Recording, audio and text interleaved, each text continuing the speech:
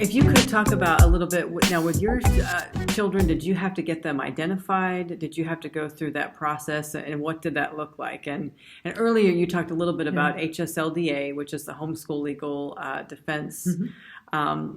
If you could talk about them and how they, kind of helped advocate, for your kids. Well, I contacted them just in the area of standardized testing because we didn't know what that might look like in the early years, and so reached out to them, and they have on board a special needs coordinator, or just those individuals that have experience in education and special needs, so that they can come alongside parents who have questions about testing, about services maybe that are available to families that do have special needs, like speech therapy or some other areas that they can kind of guide them in what's available, and the opportunities that they would have for their child. And again, you're right. You are the expert in your child. You're the encourager. You're the advocate. And so just finding those ways. And years ago, we did not have the support really that we do now. And so we have so many communities now that have come together and work together to overcome some of these obstacles in areas that are struggles for the children and for the family. I know I searched, I looked originally for a tutor in the area of dyslexia. I looked for speech. We had speech therapy that we investigated and worked through. We did that privately, however, and so some sacrifices along the way. But I understand now that speech therapy is available through the school system to anyone in the community. It's not it's not a matter of being on board with with your public school system. That is available to all children.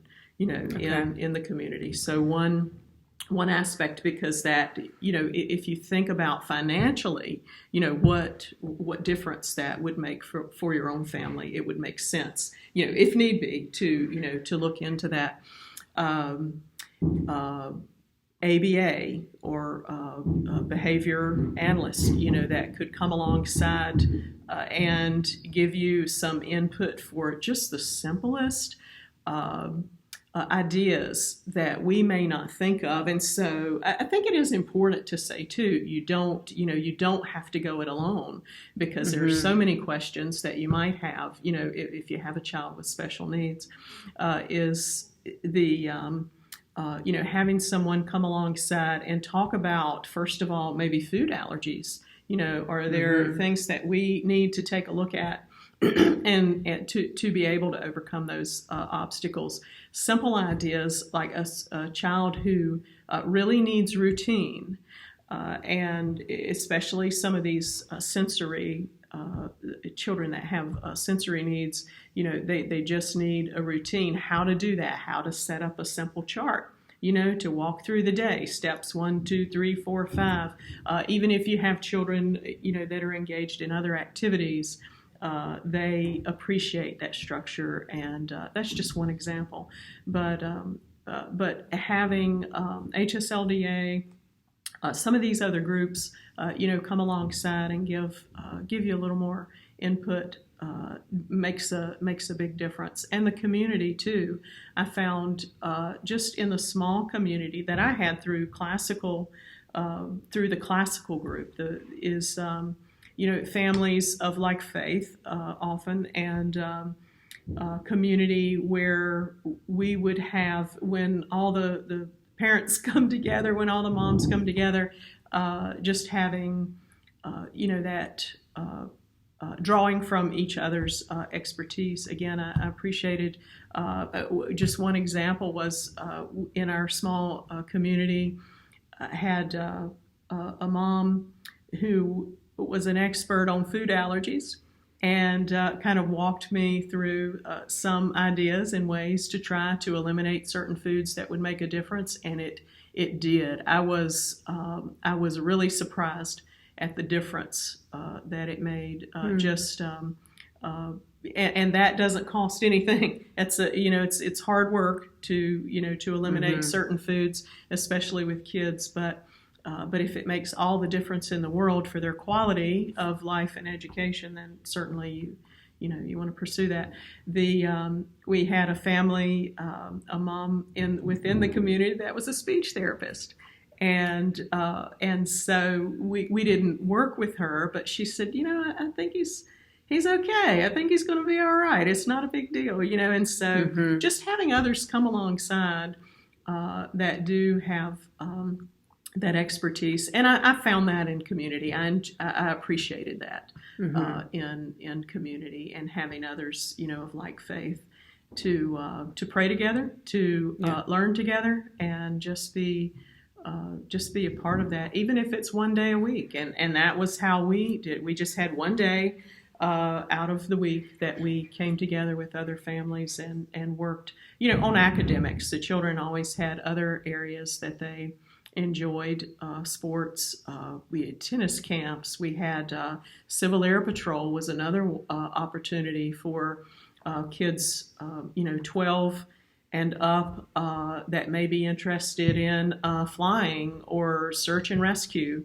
And this is a community opportunity. It would be similar, I suppose, to ROTC, what you would find in ROTC in school. It is an auxiliary of the Air Force.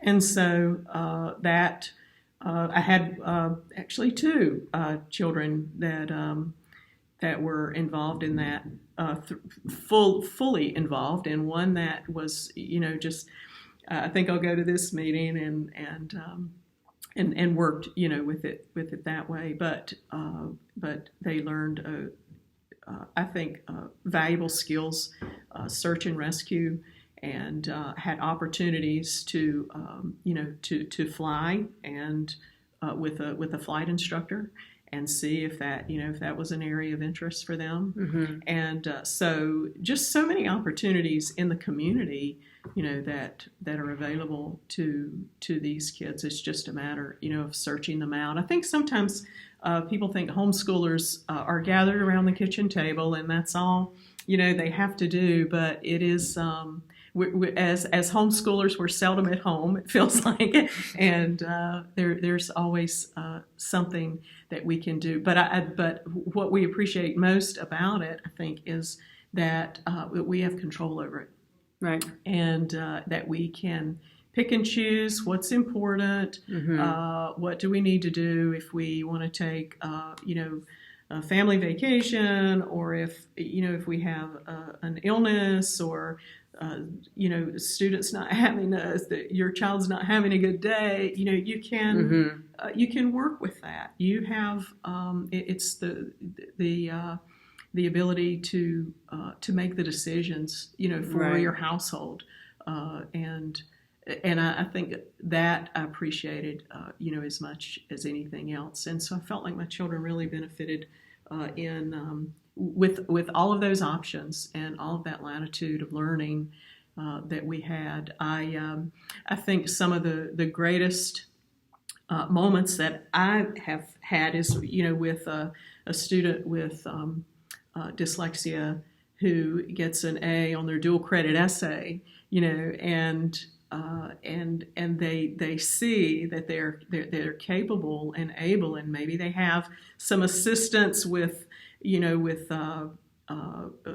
technology, or not, but they're growing and learning, and and I'll ask my children sometimes, what was your greatest accomplishment, for this semester, and so it's always interesting. Sometimes it's not what you would expect to hear from them that they consider, their greatest achievement for the semester. I remember my 15-year-old writing to the editor of the newspaper, and I didn't even know that he was going to do it. He had a disagreement on an economic policy with someone that had written an opinion article, and so he responded to that, and a few times decided I don't like what I'm reading here, and so I think I'm going to have something to say about it. And so I think when they get to that age, what we would call rhetorical, where students begin to give back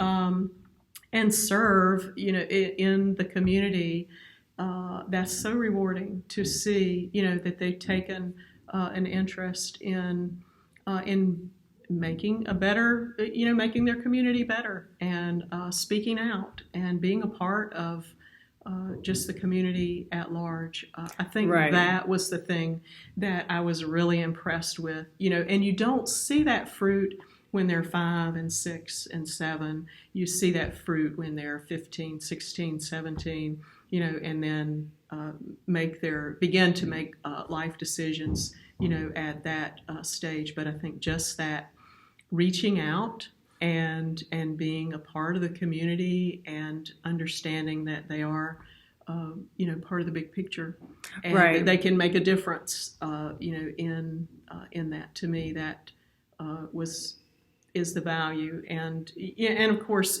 from a faith standpoint, having an eternal perspective was also really important to me. Yeah, and you talked earlier about in that original co-op and about finding people of a like mind, and I totally agree with you. I want my kids, to have values, and I want people, around them to be that example to them. But yet you're also, and then some people might criticize that and say, well, your kids are going to be insulated and they're not going to be around diversity. They're not going to, have tolerance for people different than them. But yet the point that you're making is that as they get older, because they're not necessarily just in that school community, that they're part of the larger community, and that they are going to be exposed to things that are different than them.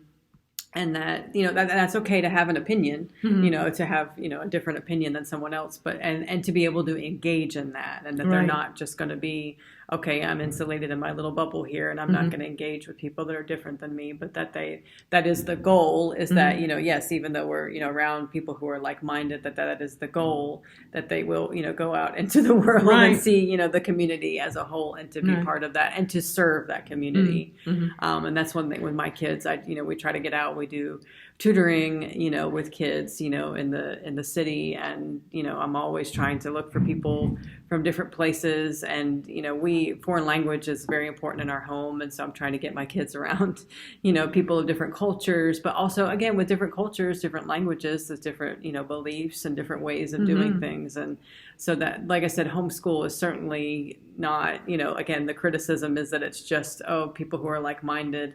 And in some aspects, I think we all do that. We certainly should all have the freedom to do that, but yet we're not necessarily staying there. We're looking, to be a part of the community as a whole.